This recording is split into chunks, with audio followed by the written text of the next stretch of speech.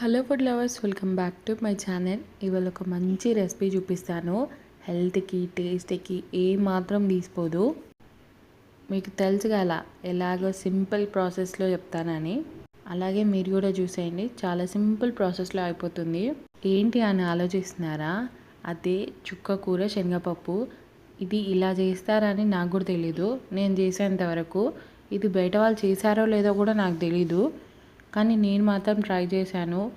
మీరు మాత్రం ఖచ్చితంగా ట్రై చేయండి. తినని వాళ్ళు ఉంటే కూడా ఇష్టపడి తింటారు. అంత బాగుంది రెసిపీ. ఫస్ట్ చుక్క కూరని నీట్గా క్లీన్గా వాష్ చేసి చిన్న చిన్న పీసెస్గా కట్ చేసుకోండి.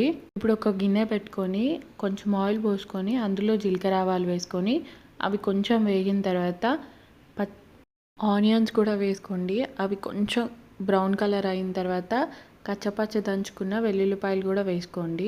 అవి కూడా కొంచెం వేగిన తర్వాత ఆల్రెడీ మనం చిన్న కట్ చేసి పెట్టుకున్నాం కదా ఆకుకూర, అది కూడా వేసుకొని ఒకసారి మంచిగా కలిపేసుకోండి. మనం అస్సలు వాటర్ వేయద్దు. ఇందులో కనిపిస్తుంది కదా మొత్తం అవే ఆకుకూరలోనే వాటర్ ఉంటాయి. అండ్ అందులో కొంచెం పసుపు, టమాటో కూడా వేసుకొని బాగా మిక్స్ చేసుకోండి. ఇది అస్సలు మాడకూడదు, మాడితే టేస్ట్ అంతా పోతుంది. అండ్ అలాగే ఇందులో కారం, ఉప్పు కూడా వేసుకొని ఒక 5 minutes అలా కలుపుతూ కుక్ చేసుకోండి. శనగపప్పుని మినిమం ఒక 1/2 hour అన్న నానబెట్టుకోవాలి.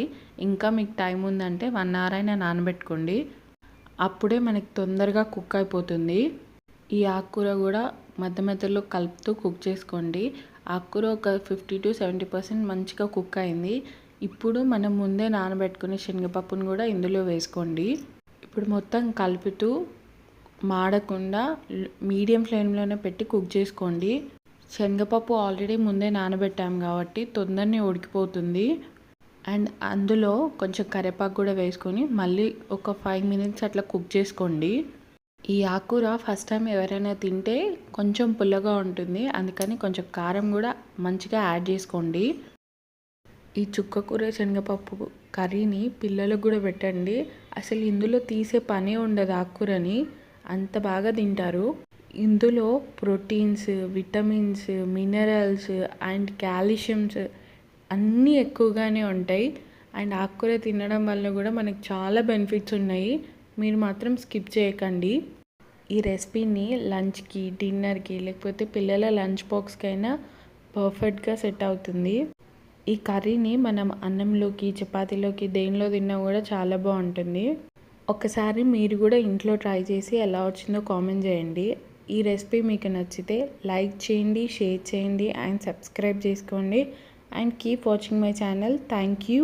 మీకు ఇంకేమైనా రెసిపీ కావాలంటే కామెంట్ చేసేయండి.